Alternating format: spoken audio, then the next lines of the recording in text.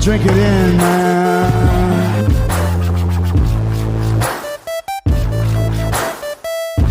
Touchdown, Detroit Lions!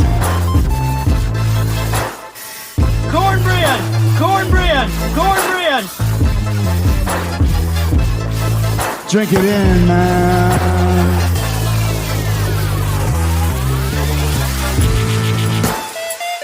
Touchdown, Detroit Lions!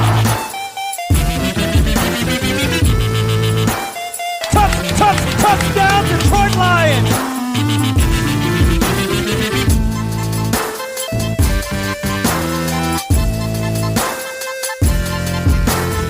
Cornbread!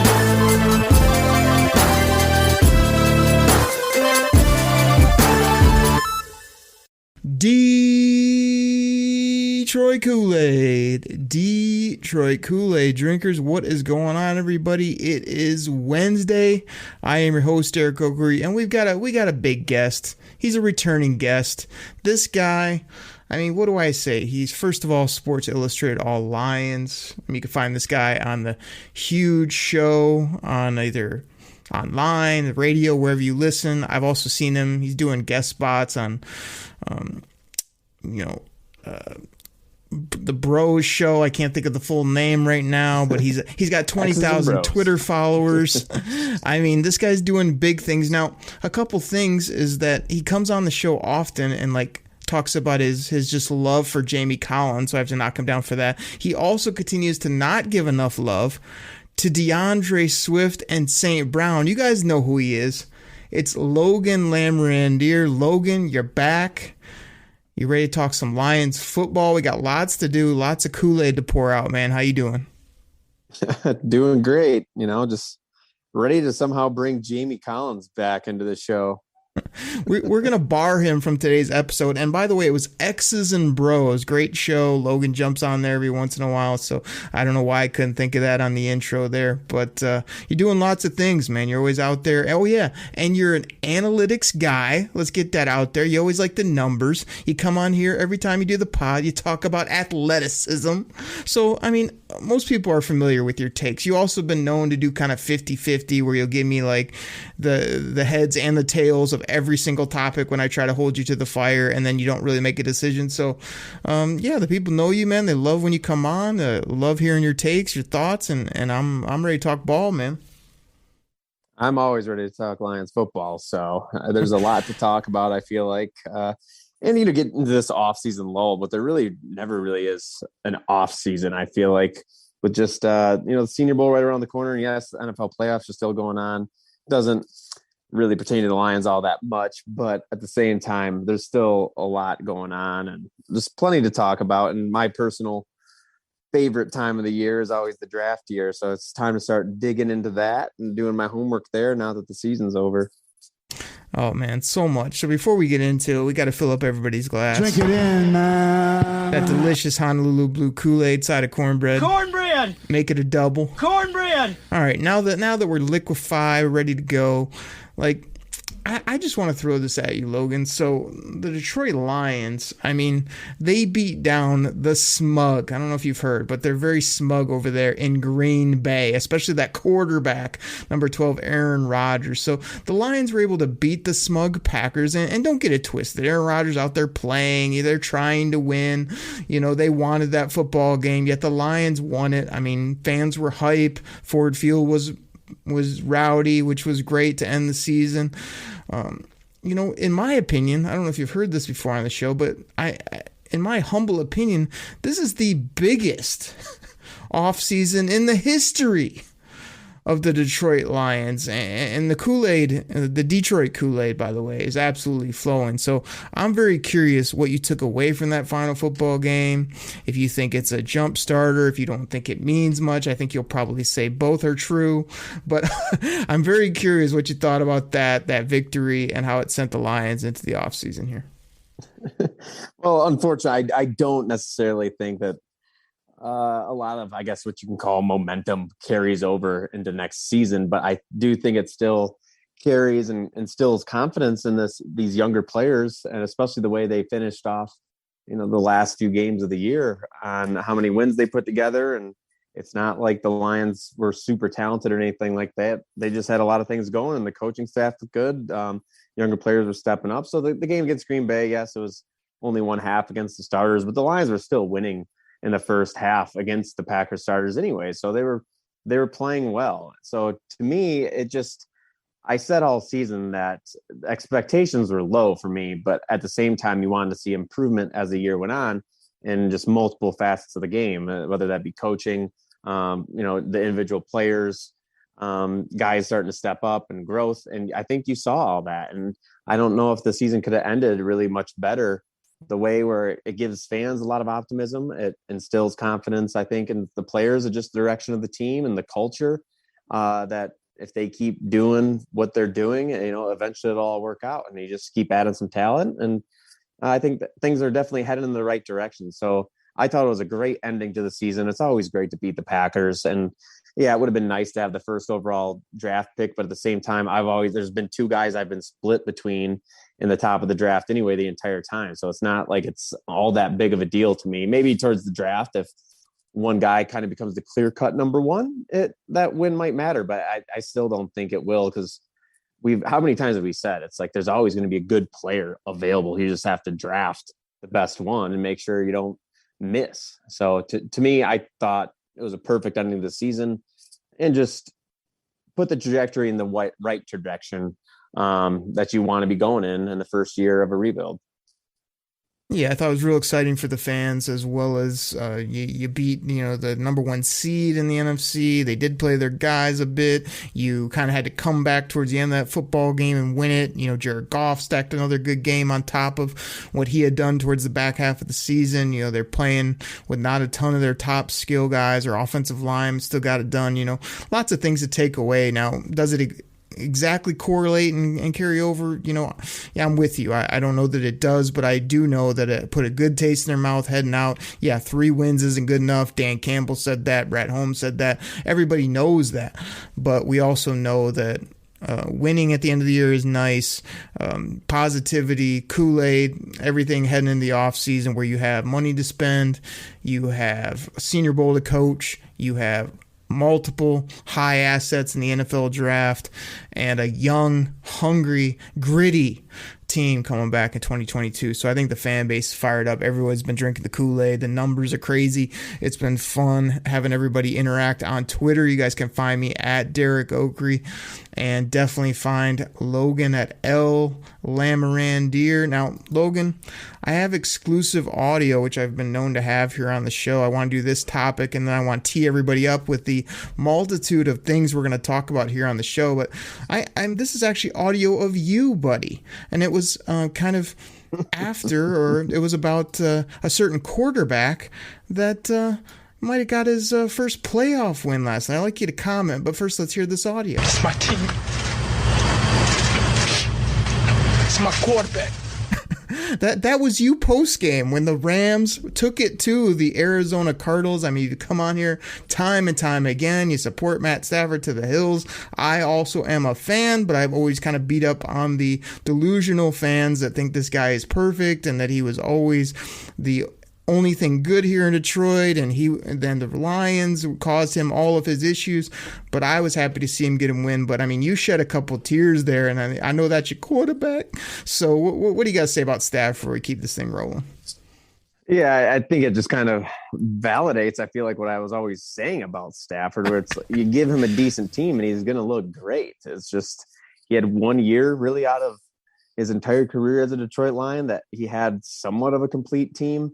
And I just always think it's the running game and defense that really makes a lot of the quarterbacks look good, because good quarterbacks can make average receivers look good most often times, but it's the run game that they need to really take the pressure off their shoulders, and having a defense that's not making these teams just tee up on the quarterback all the time. So it was good to see. And I found myself, even though I still was kind of rooting for that draft pick a little bit, but yeah. I was super happy for Stafford, just because, again, how many years did we debate about Stafford? And it was just endless. And I tried to stay away from it as much as I could this year, but there were so many times that you could bring him back up and get into social media arguments. And it was like, you know what, I'm just going to try to stay away.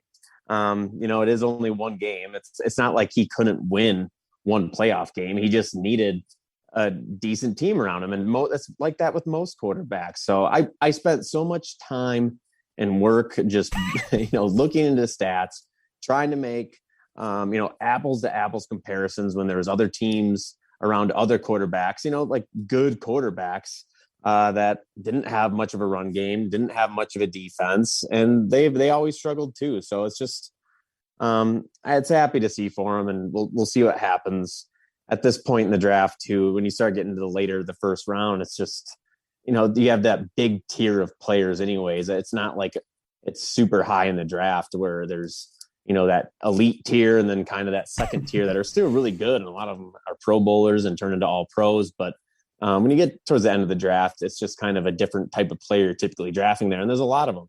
So it was good to see. I'm happy for Stafford, and I think it's well deserved, and it's about time he's finally had a team to support him a little bit. Let's do what the fans want. Let's put it to bed with your audio once again of you pledging your love for number 9. It's my team. It's my quarterback. Stafford!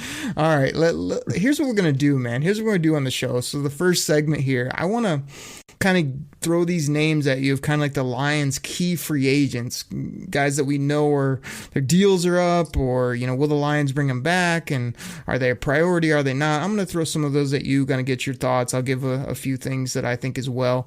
And then after our commercial break, I want to get into the Senior Bowl a little bit. They kind of been releasing the positions, day by day or whatever. Nagy and company down there at the Senior Bowl do a great job. And we're not going to get into all the nuances. I just kind of want the broad strokes. Maybe talk about the quarterbacks, some of the wide receivers, since those are 2 priority positions. Get into some of the other names, maybe that just keep an eye out here early in the process. So we got lots to do here on the show. I'm also I got it right here, Logan. Can you hear this? This is paperwork I have where I have a list of probably, I don't even know how many, like free agents. I have names that I might just throw at you that I'm hoping the Lions take a look at. It sounds like Brad Holmes got some money to spend, man. He's ready to go. So maybe we'll run down those too, and you can stop me when I name off somebody that you love. So are you ready to get into this, man? We got lots to talk about, but we're down on the off season here. I'm just doing the one Wednesday show. I got you here, tremendous guest that knows his stuff and is always letting me have a little fun here and mix it up with you. So you ready to get into all this, man? Let's do this. Oh yeah, always ready. Let's do it. So Logan, let's just start with the Lions key free agents, man. Tracy Walker, where you at with him? As with any free agents, the market kind of dictates what their value is, and I have a certain price point that I'd probably be happy with Tracy Walker, but I think he's a solid role player, but at the same time, I don't think he should be getting necessarily top 10 money either. I know he had a solid season and had a lot of tackles, but the game clinching interception at the end of the year too, but that was his first interception in a while, but he showed flashes early in his career of being more of a ball hawk. And that's, if I'm going to have a safety as more of a free safety, that I would like a ball hawk. So to me, I just want to make sure, he sure seems like he's a scheme fit and a culture fit in Detroit, but I'd be really interesting to see. He's in such an odd situation where he was under Patricia, where he was kind of being benched for Will Harris, which never made any sense, and was made more into like a hybrid safety and like a strong safety, where he seemed to always excel more as a deep safety. So you kind of wonder what you're going to get with him, or what teams are going to value him as, or because where they're going to see him play. So I would love to have Tracy Walker back, but it's tough to say where he's going to be, because he's had such an up and down career. So you don't really know what that price point's going to be or how many years he's going to get. So I love seeing Tracy get that final pick. He loves the coaching staff. He wants to be here. He gets a lot of tackles, but I still don't see the consistent dynamic play that I want either. So I'm kind of with you on that. Now let's do this. We can't spend like forever on each of these, but I'm looking at my list here. Let me just name off. This seems like a nice looking bit of safeties here that may be available depending on what the Lions want and will pay. So we got Williams from the Saints, Bates from Cincy, the Honey Badger, We've got Marcus May. We've got Quandre Diggs. We've got Whitehead from Tampa Bay. We've got, who else we got? I got other safeties too. Deshaun Elliott, who I like a lot, in Baltimore. We got Edmonds from the Steelers. Jabril Peppers, who played at Michigan. And we've got Harrison, who I believe is over there in Cleveland. So I know I just kind of ran those off, but did any name jump out where you're like, I would die for that guy and let go of Tracy, or what's your thoughts? It seems like there's some decent safety options if they want to invest in that. Yeah, there is. And I think if they were to go after any of those safeties, I'd imagine, Tracy Walker might be put on the back burner a little bit. But I think Jesse Bates, he's probably going to get paid quite a bit over in Cincinnati, but I think he's one of those guys that I like the most in free agency. If they were going to try to really go for a playmaker, that would probably be one of the players I would go after. And he's still young. I think he's not even like 25 years old yet. So that's a guy that in a rebuild, you're bringing him on and he still has the prime of his career left to play. But a lot of the other guys you mentioned too, it's just, Quandre Diggs is starting to get up there in age. I think he's more like a cover 3 free safety where he's got the middle of the field, but he's not necessarily responsible for the whole field. I think that was the issue with him, his fit in Patricia's scheme, just because they would only have one deep free safety covering the entire field and not just the middle third of it, where he does, I think, a majority of his best work. But Tyrann Mathieu, he's getting up there in age too. I know he's a big name, but to me, if the Lions wanted to spend some money, I think Jesse Bates would be my first option. Bates would be my first option as well. But here's a little nugget for not only Logan Lamrendier, but for everybody out there listening. The Lions, yes, we want to go young. We want to have lean, mean football players on good contracts, draft picks, ideally. But there are times where you get a guy in his upper 20s, early 30s that's shown he can make plays in the National Football League, and you're willing to give him, some dough and a few years there to help your team get over the hump. So let's keep that in mind as well. All right, Logan, let's keep this rolling, man. We got lots to get into. Charles Harris, this guy had a great year rushing the quarterback, former first-round pick, seems to love it here as well. In summation, where you at with him?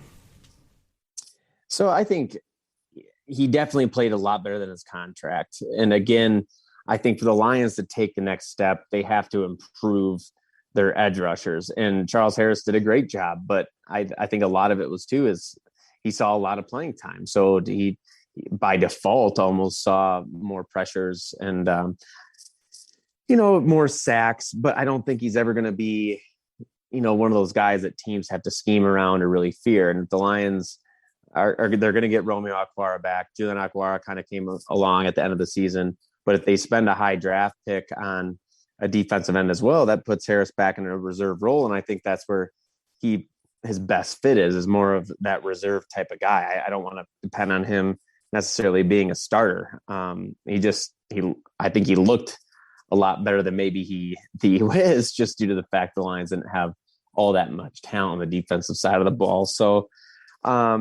again, it all comes down to price. Having what do you have, 7 sacks this year in that ballpark? Typically that's going to get guys paid a decent contract, at least a lot more than the under $2 million he got this year. They're not going to be able to get him for that. And if the Lions get back both the Akwaras, I think Flowers is probably I think he should be cut. I think that's what will happen, but you never know. And then another rookie, do you want to spend money on Harris? Because he might be a $7-8 million player, which to me just seems a little steep for a depth piece. So it sounds like you're letting Walker and Harris go unless everything else falls apart for the most part. I got you there. Yeah, I mean, I'd price. I'd try to bring Harris back. I mean, not Harris. Tracy Walker back probably before I would Harris, just because, I think Charles Harris is kind of that role player that you can find on the street, and you don't need to overpay for those type of players. Yeah. We'll see what happens. I'm looking at my list here. I mean, again, these are younger guys for the most part, guys that I thought were somewhat realistic, may come here. Also, guys that I just like based on, I liked him in the draft, their names, whatever. I'm looking at, Hassan Reddick, Harold Landry, kind of that outside backer, defensive end, Barnett with the Eagles. I've got Nwosu, the kid's been coming on out there with the Chargers. You've got McKinley, kind of crazy, but also has that big-time motor and had some draft things coming out, has underperformed. But other than that, like those were just a few on my list, so it does look a little bit thin there in comparison to the safeties. Any quick names jump out there that would interest you? I don't think defensive end or that edge players. I just kind of along the same lines as Harris. I'm not sure if I'm really willing to spend all that much money at that position unless the Lions see themselves going somewhere different high in the draft, just because the Lions are going to have players on the edge. I don't want to spend or allocate a lot of money to that edge position if they're just going to be a backup. So it's, again, kind of the same thing as, Harris.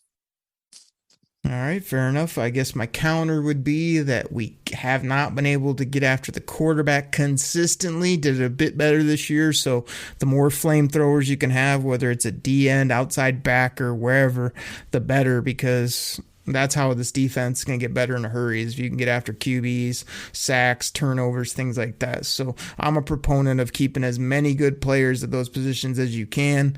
I know there's a limit on the resources, but let's get some people that can rush and be dynamic on defense. Now, Josh Reynolds is the next name I have. I really liked what he did, came in, pretty silky smooth guy, seemed to like it here, but also didn't really commit. He's going to be a market guy as well, see what he can get.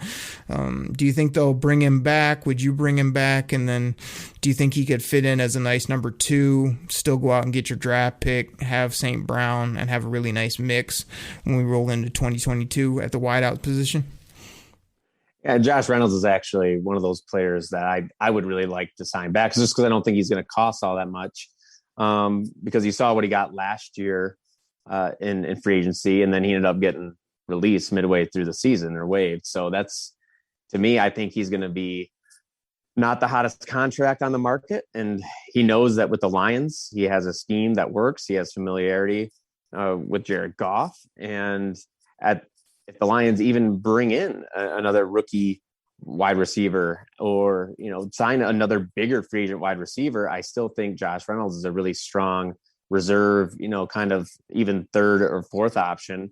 But I would actually be fine with him even being the second outside receiver and St. Brown working on the slot, as you mentioned, with either a rookie or a big name free agent. I'd prefer probably try to draft another rookie for the starting outside spot. But Reynolds, to me, is just kind of exactly the type of player that they need, who's cheap but might not have a ton of value out in the open market. But with the Lions, I think he's probably more valuable than maybe most other teams might consider him. I'm with you. I'd like to keep him. Jared Goff seems to love him. He seems to love Jared Goff. They did nice things. I think that could be very beneficial on multiple levels, maybe not cost as much, but give us a nice player so we don't have to scramble to put a receiving core together. So those were the top 3 I had. Let's just do this kind of, would you keep him, would you not, not worry as much, assume you're getting him at a pretty good value when it comes to across the league, or at a price that you're comfortable with. So we'll just do these kind of yay or nay. Where you at with JRM, Jalen Reeves-Maben? Keeping him, letting him go? Yeah, I would try to keep him too, just because I think he's a lot better scheme fit for this defense. And you saw him play; he played well, and he's a great special teamer, which you need those type of linebackers. So even if the Lions are to upgrade and spend a high draft pick on a linebacker, and that puts Jalen Reeves-Maben in a reserve role, he still has a sizable role on the team just due to his special teams value. And if you need him to start, he can start. So to me, I think that's highly valuable. And again, he's like Reynolds. I don't think he's going to make a bunch of money on the open market. And so it's a win-win for Detroit. What about AJ Parker? Can he play slot corner at a pretty consistent level if you keep him around? Would you keep him? Would you let him go? So he fell off. And the Lions, I mean, is he technically a free agent? I don't even know. I need to look that up. But being an undrafted rookie free agent, the Lions have rights to him, at least I know. But he started off strong, and then towards the end of the year, maybe his injuries kind of derailed his season. So I definitely think that's a position that can be upgraded. It's nice to see Parker have some playmaker ability and a strong start, that he can be a reserve guy. But I don't know if I'd go into next season just totally counting on him being the guy. I think that's still, that slot corner position could be upgraded, but if not, he's not the worst in the world. And it'd be nice to kind of give him another year to see if he can improve upon a strong start and kind of get over those end of the season struggles he had. Yeah, it's a good take by you. Maybe a little bit of a slip up by me. I put him on the list kind of as a keep or go. He may be under one of those, restricted, rookie types, or he might actually be under a deal, but just a guy that I thought, would you keep around? I agree with what you said. Is Tim Boyle like backup quarterback quality, or do you think they should, upgrade that position? Would you keep Tim Boyle or let him go? I mean, I think he's definitely a backup quality. It's tough to find a good backup quarterback. It's hard enough to find a good starting level quarterback, let alone a backup quarterback that can come in and really, get you wins. But with Boyle, they paid him $2.5 million last year. So that's kind of right around where I'd be comfortable paying him again, because he's not the worst in the world. It could be a lot better, but I don't think the Lions are in a spot where they're necessarily competing for a championship or anything like that, where they need to continue to rack up wins if their quarterback goes down. Obviously, it'd be nice to have more wins next year if Goff did get hurt and you'd have a reliable quarterback. But Boyle just seems like a very replacement level backup quarterback, and probably a guy who you can find relatively easily if you truly needed a guy like that. But there is something to say about a guy who's familiar with the system, going on his second year in the same offense, growing and developing still as a 27-year-old. I think he still maybe has a little bit higher ceiling, but at the same time, I think what he is, and that's just probably a pretty average to maybe slightly below average quarterback. And if you want to keep that around,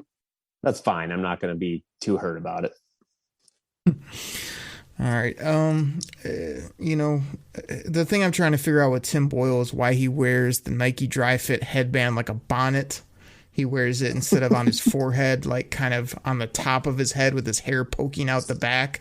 It's very odd, very Amish, and very just an odd look for an adult male quarterback, in my opinion. So until he gets rid of that, I'm not keeping him on my football team. I'm a proponent actually of looking for that good quarterback rookie value. So if Sam Howell or Ritter or one of these kids are there that I really like with the late first, early second, third round pick, whatever it is, I'd consider that over bringing back Tim Boyle and his bonnet. Dean Marlowe to me is a guy that I thought played well. He got a lot of playing time late. He seemed to always be around the football, making plays. I mean, that's a guy I'm considering keeping as that veteran depth type safety. I don't need him starting. I think I can do better than that, but I'm keeping him around. Are you in agreement with that for the most part? Yeah, I mean, he's under $1 million for his contract, and that's not like it's anything big. So for a veteran presence, I think he did fine. You pay what you get for type of deal. So if they want to bring him back and that's the veteran they want in the back end, sure, that's fine. But I'm not, again, much like Boyle, when you have these little contracts, it's not like I'm going to be too partial one way or another when they're the 46th highest paid salary on their roster. Yeah, it's not a money thing, but it's more of you can't have these ultimate stud young rookies everywhere. You got to have these like vets that know what they're doing, or guys that at least played here last year. They can sort of, be reliable when needed. Special teams, as you said, there's just so many factors. That's why I love team building so much. You got to consider it's not just the athleticism or the price or the guy's ultimate, top level play. It's like, yes, you need middle guys. You need bottom of the roster guys. You need cheap guys. You need guys that are great locker room people, and I think that's all the stuff we're trying to figure out. So did you see the Alex Anzalone tweet, kind of black and white, talking about, hey, moving on to the next chapter, appreciate it? Did you take that as a piece he's done, or a guy cryptic? I mean, what'd you think of that? I mean, it's debatable if he should be back regardless, but I took it more as a send-off. Yeah, to me, it seemed more like, his status is up in the air. He's uncertain. And I think the Lions, Anzalone was kind of that perfect fit, I think, for what the Lions needed this year, where they needed a veteran. They needed some leadership. They needed someone who was familiar with the scheme. But overall, Anzalone, he wasn't great. I think that's another position that should try to be upgraded. And Anzalone's not going to be super expensive either. But it just seems like it's probably time for the Lions to try to upgrade that position. And if they're going to be trying to find other starters at linebacker, that again moves Anzalone down the ranks. And I don't know if that's what he's trying to do or not. So what Anzalone did this year, I thought was exactly what the Lions needed. They needed players like him to be a leader. But at the end of the day, I feel like he's more like a year one rebuild type of guy, but someone you're not trying to really build around in the future. Yeah, I didn't mind what he did. I don't need to keep him, but if I can, I probably would. I don't know what I got in Derek Barnes yet. I don't know if I got into Kobe Dean or another stud that can just go in there and make plays. So, we'll just wait and see on that one. So Logan, we've done what we normally do. We're like already 30 minutes into the pod.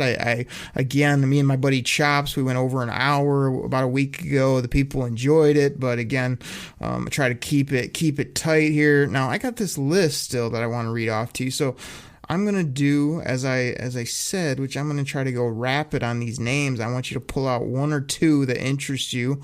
Then we're going to get our great sponsors in here. And then we'll keep the Senior Bowl tight because there's still more time to talk about that, as well as so much draft to talk about in the coming weeks, months. And we'll have you back about once a month or so as well. So have a little scrap paper. I'm going to read off these names. Skip over the ones I've already read. These are free agents that caught my eye that may interest the Lions. Again, they don't have unlimited budget, but I'm looking at Chris Godwin, Allen Robinson, Michael Gallup, Juju, David Njoku, tight end. I'm looking at Jackson, the corner from New England. I'm looking at Christian Kirk, DJ Chark. I'm looking at Jose Jewell, linebacker. Maybe Corbett, interior offensive lineman.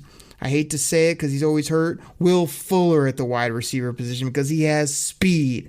Patrick Peterson might have 1 year left where he could give us something if needed, a veteran corner.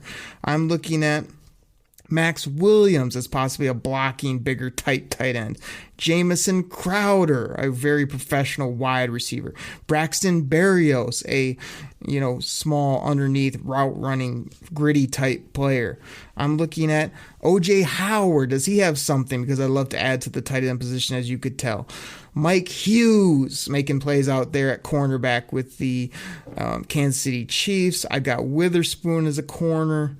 I've got the safeties I named off. I mean, lots of names there. Again, we're just jam-packing the show. So I wanted to read those because I want the people to at least have some of those names in their brain.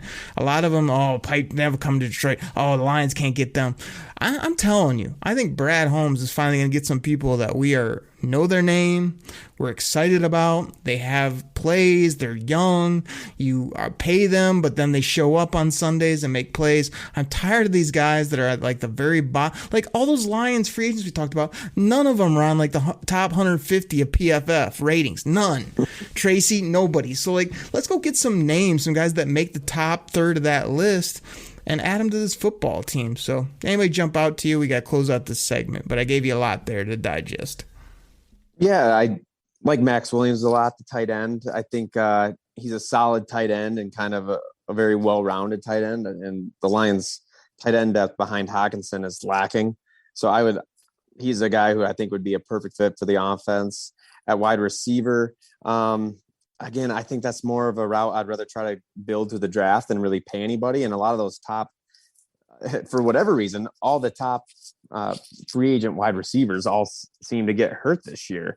So that kind of hurts the receiver market. And maybe they can get one at a little bit of a discount just because they were hurt. But I would like to go the draft route and try to stay somewhat cheap at the wide receiver position. And then there was a couple other guys you mentioned too that I was like, oh yeah, I wouldn't mind that. But I think the Lions need to at least swing at a couple of bigger names and give them the longer contracts and let them be here through the rebuild and kind of be the core of their team and be playmakers. The Lions, ultimately, that's what they need on this team. And that's what's separating from the best teams is they need some playmakers. Exactly. I'm kind of bummed that you picked out Max Williams with 2 X's because he was at the bottom of my league. He was a meat and potato. We already have a lot of gritty guys. We have a lot of bottom of the roster, mid-tier guys. Like, you know, putting some of those bigger names out there. I mean, yes, to get like good food at the store, sometimes you have to pay more for that food. If you want the 25-cent hot dogs, you can get those, but you might not like the taste. So I'm hoping that Brad Holmes goes shopping at Whole Foods or somewhere with some good groceries, because I'm just sick of like always looking at, well, this guy, he's never really done anything, but I'm sure he'll like be cheap and come here and be excellent. Like, no. So I'm real curious to see what they do, and we still got time before free agency. But hey, man, like I said, we basically done a full show, but we're gonna take a quick break. And I know you got some Senior Bowl thoughts, so I'm thinking we can squeeze those in, still promote all the great stuff you're doing, and get up out of here in about 45 for the people here on the Koolaid Cast. What do you think? Sounds great. Everybody, we'll be right back.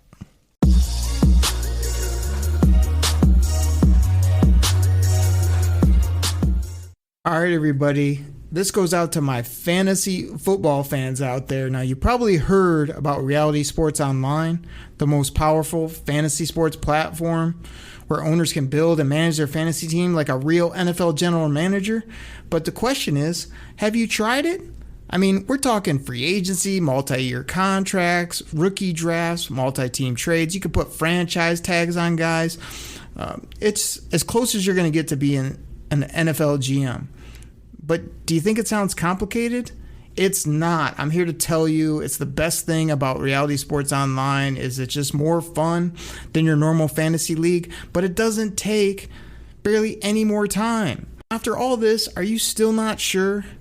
I mean, come on now. You can test your general manager skills by going over to Reality Sports Online, call it RSO. Please go check out realitysportsonline.com right now.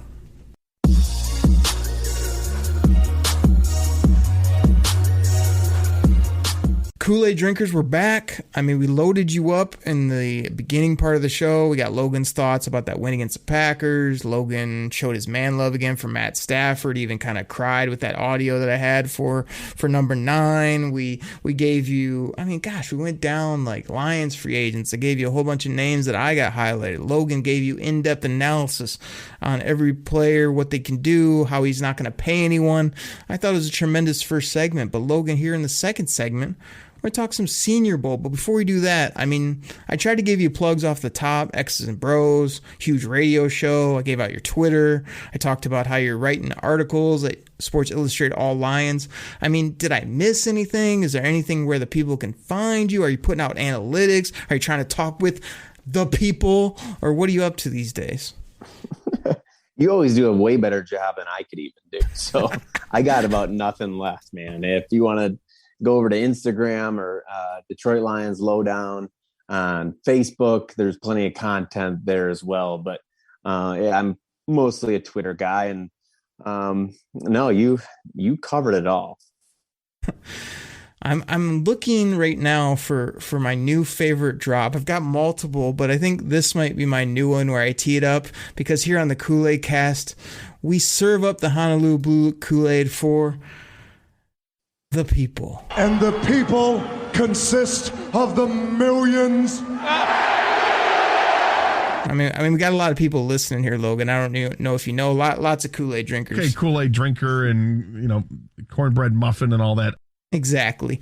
So let's talk Senior Bowl, man. Let me start at the quarterback position. So I'm sitting here looking at it. The Lions got some quarterbacks, baby, on the American team. What's better than Dan freaking Campbell, our head coach out there coaching the American squad? That just feels right to me. And it feels extra right because we got Malik Willis from Liberty. We got Sam Howell from North Carolina.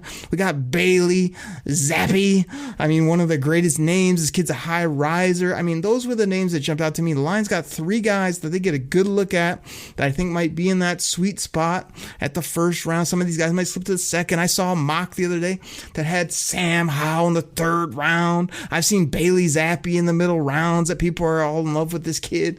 Like, do one of those names jump out? Should people be watching these guys? I know you're like, oh, wait for 8 years till we get the quarterback when everything else is perfect. I know that's your take. But, like, I feel like the Lions got good quarterbacks, and this might be a nice look at these guys and really decide if this is a guy that they would like at the right price in the NFL draft. Yeah, it's going to be a lot of fun watching these quarterbacks because there are a lot of big-name quarterbacks, and without this quarterback draft class really having like clear-cut number 1 top-end type of player, you have all these seniors coming out who are really trying to make a name for themselves. And so Sam Howell is a guy who is really interesting to me. Has a lot of a pretty strong arm. It's tough to say. I'm going to say this about all these players. Like, I haven't really dug into much of these players yet. Yes, I've obviously watched them, but to really try to dig into them, that's what I'm looking forward to most of the Senior Bowl. But all these names, and even like Malik Willis, who, it seems like he has all the talent in the world, but I watched him play a couple of games this year where he was just throwing interception after interception. I'm like, this guy's supposed to be the top quarterback in the draft, and this is it. So it'd be nice to see him try to clean up stuff. And, Desmond Ritter's another guy.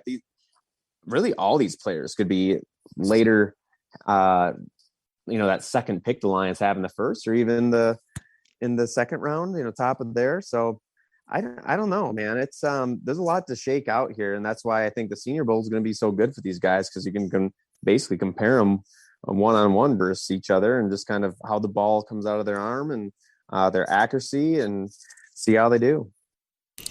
I can't wait to see it, man. I do think there's a lot of, even some of my good buddies, on Twitter, the Kool-Aid drinkers are kind of hating on Sam Howell. Like, I don't want him. He can't do this. He can't do that. The dude showed this year that he's willing to use his legs, which is real important in the NFL, as you said. I think he's going to show off his arm at the Senior Bowl. I think he might be, head and shoulders above some of those other guys and show out there at Senior Bowl. Malik Willis is a guy too that can also run, which I think the Lions need, a running, mobile, off-platform, off-schedule type quarterback for the future.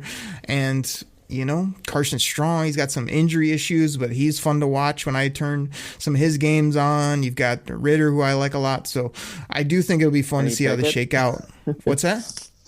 Can't forget Kenny Pickett either. I mean, he's the QB1 on some boards too, which, when you look at his stats over the season, he was super impressive too. So we'll see what his hand size is, because that is a big deal. Like, if he has small hands. Are you trying to say that hand size, like having small hands, put a lot of balls on the turf?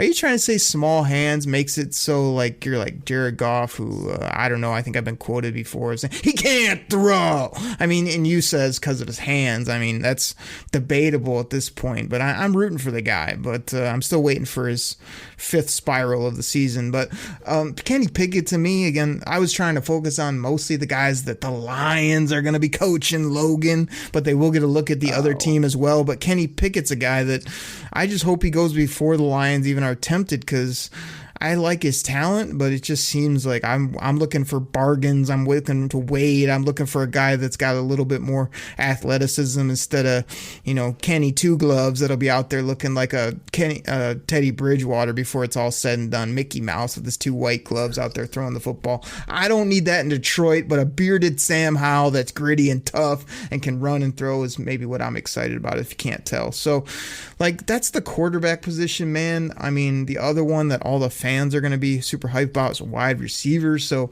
when I looked at that, when the Lions roster came out, I was like, Hey, man, I like Roberson. I was a guy that I kind of kept my eye on. I think I had him in my college fantasy league this year. He always seemed to put up numbers.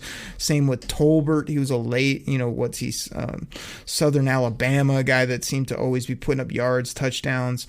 I did a little reading up on Trey Turner from Virginia Tech. He seemed to break a lot of records there and have some inside-outside ability.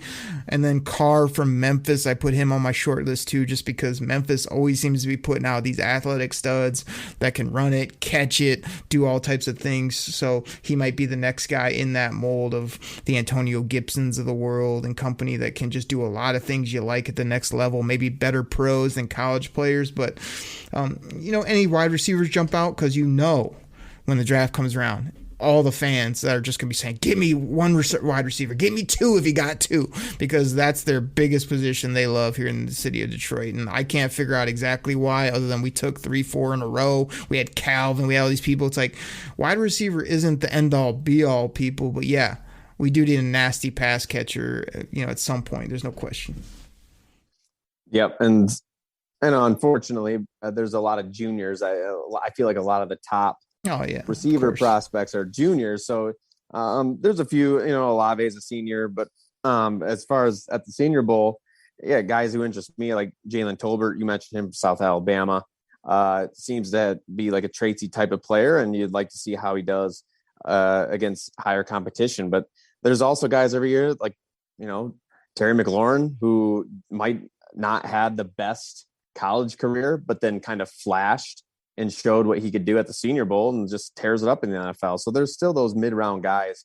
I think most of these Senior Bowl players probably are more those mid to late round type of players. But it's probably in that same ballpark where the Lions would be looking. If they want to double dip at the receiver position, they might grab one of these guys, and they're going to get hands-on experience with them, get a whole week with working with them. So hopefully they know better than most what they might be able to get out of a player. But Reggie Roberson as well. You kind of already hit on the two guys that I was probably looking most forward to. And I hope there's some surprises in there, the guys that catch my eyes and make me do a little bit more homework on them.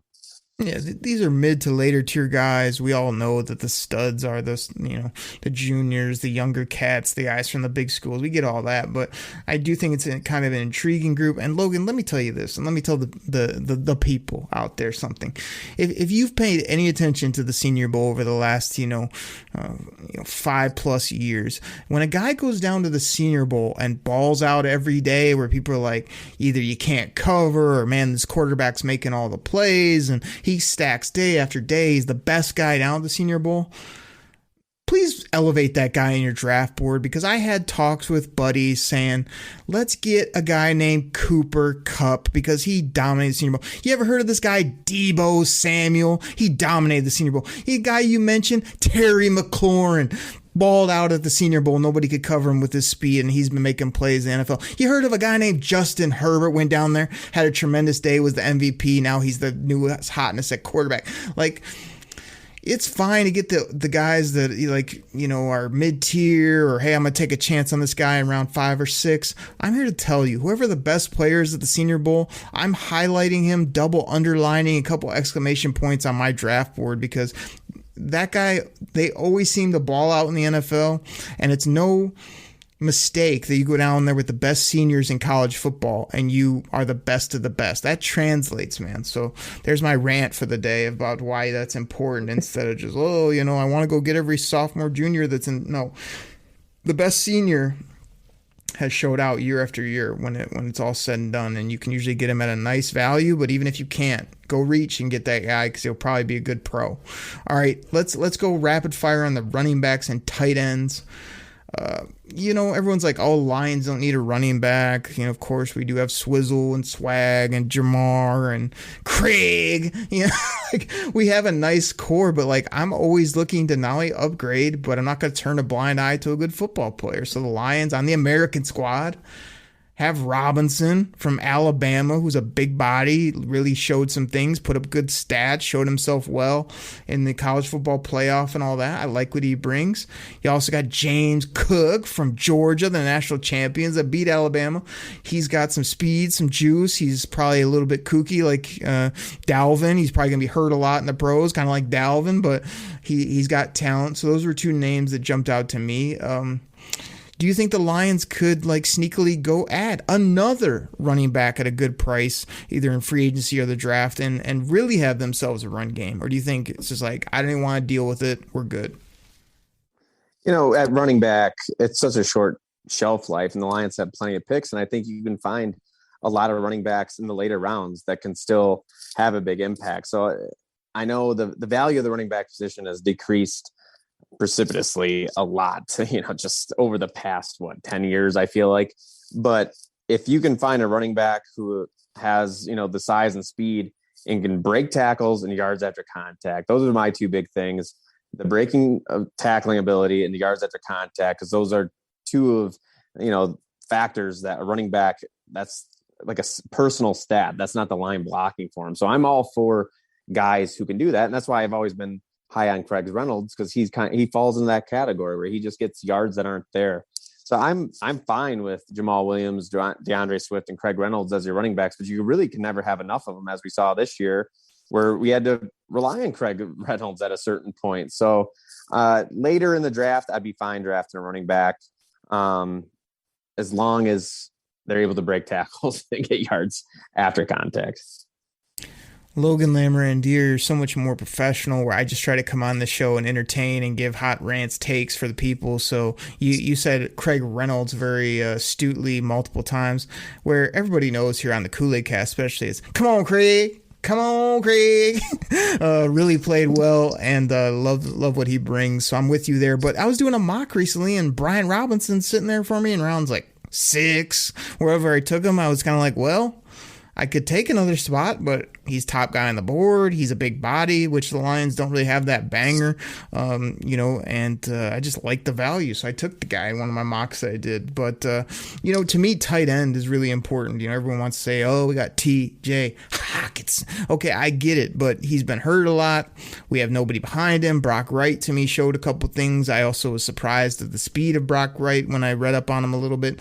Does have a little bit of juice, more than you would expect from a guy like that. But the two names, again, focusing on who the Lions have: Logan, likely from, I believe, from Coastal Carolina. I kind of saw him in a few games, like what he brings to the table from like a pass catching flex type guy. And then I don't even know how to say this guy's name, but he's the tight end out of UCLA. Dillich, something like that. He's had some nice pedigree, and you always wonder about these kids that come out of UCLA. Are they going to be durable? Are they going to be tough? But I kind of like what he brings to the table from the tight end position too. Kind of like a guy who can fit in at 2-3 and be like, hey, he helps our depth, helps our football team. Any tight ends that the Lions will have jumped out to you other than those guys, maybe? Well, tight end's not really a position I've dug into all that much yet, full disclosure there, but I do think the Lions need a tight end, and a guy behind Hawkinson, that second tight end's typically, just a well-rounded, versatile player, a guy that can catch, but also can come in and be your blocking tight end. So to me, we kind of saw that this year, even where the Lions want a tight end who is a jack of all trades. So it's going to be interesting to kind of see which route they take. I do think the Lions will invest at the tight end position, though, because the tight end's a big part of their offense, and they need a guy who can provide a little bit more in the passing game as well as block. So unfortunately, I wish I had more for you on these tight ends, but I just haven't really gotten that far yet. It's all good, man. We don't need all the these broad strokes. We're just talking about a couple names. Also, like, you're like most, tight end, not too worried about it. Well, I'm pretty worried about it when our guy goes down mid-season every year and we got no one behind. We're looking at the local bowling alley trying to find guys that can play tight end. I don't always need a guy that can catch, block, run. Max Williams, as you mentioned, maybe he just plays a role. Maybe some of these guys play a role, but we got to have something or some plan behind our top guys guy that everyone just says can do no wrong, number 88. So, those are just the skill positions. I know offensive line, I think defensive line just recently came out. For me, the Lions will have to look at those defensive playmakers, but I think some of the guys we brought up, quarterback, wide out, even some of those intriguing running backs will be the main focus. Logan, did I miss anybody big you want to talk about Senior Bowl wise? I mean, I think we gave some people some Kool-Aid to drink and figure out. No, I mean, I think we hit on the positions that most Lions fans are probably going to care about the most too. The defenders are also in that mix too. Once, with probably linebacker, maybe, safety obviously, but I think we hit on the key names for sure. No doubt about it. I'm excited. I'm hoping I can carve out time, however I got to do it, to watch all these practices. Dan freaking Campbell is going to be mic'd up. That's going to be incredible. Lions are going to be getting a firsthand look at these guys with all their draft picks. So let me say this. The Senior Bowl is only a few weeks away, February 5th, I believe. Drink it in, man. Drink that in, everybody. I mean, after that, we're probably less than a month away from free agency. Me and Logan gave you takes on all the top Lions free agents that are important. Yeah, there's going to be guys at the bottom that keep on those cheap contracts, but let's worry about those top few guys. That'll be here beginning of March. NFL free agency. The Lions got about 40 mil, some to spend. I mean, drink that in, everybody. Drink it in, man. I expect the Lions to be active. I expect them to be aggressive. I mean, before you know it, Logan, when those two things are done, we'll be heading to the end of April, my friend, for the NFL draft. I mean, let's go. We're heading to the offseason. The fans are excited. We got Senior Bowl, Lions coaching. We got free agency, Lions looking to add to their roster. We got the draft. We got 2 first-rounders in our back pocket and other assets. I mean, you ready to do this or what? I feel like this is probably the biggest offseason in the history of this team. What do you think? It's definitely close because last year was kind of the easy offseason where you're just tearing everything down, and now it's time to start building. So the pressure starts to mount on Brad Holmes and Dan Campbell, and I think after the first year, heading in the right direction, but this offseason is going to be big. It's nice to have just a sense of optimism again after a few years of just seeming like the team was going the wrong way. But yeah, it's going to be a big offseason. The draft, can't wait. Kind of just got chills thinking about it a little bit. But it's still so far away, but it'll be here before you know it. It's going to be big. How big? Real big. I mean, I think Brad Holmes slept through last year's offseason. He took a nap during some of the parts where he just let the roster roll. This year, he's going to be making moves. He's going to be ready to go. So, Logan, I mean, you tore it up.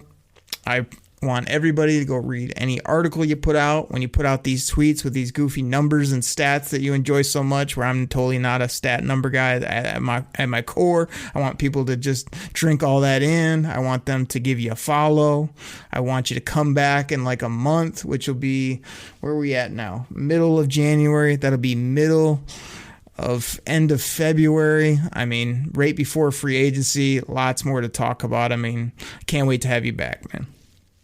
I can't wait to be back. It'll be a lot going on, and the combine's right around then too. So there's going to be plenty of draft and athletes to talk about.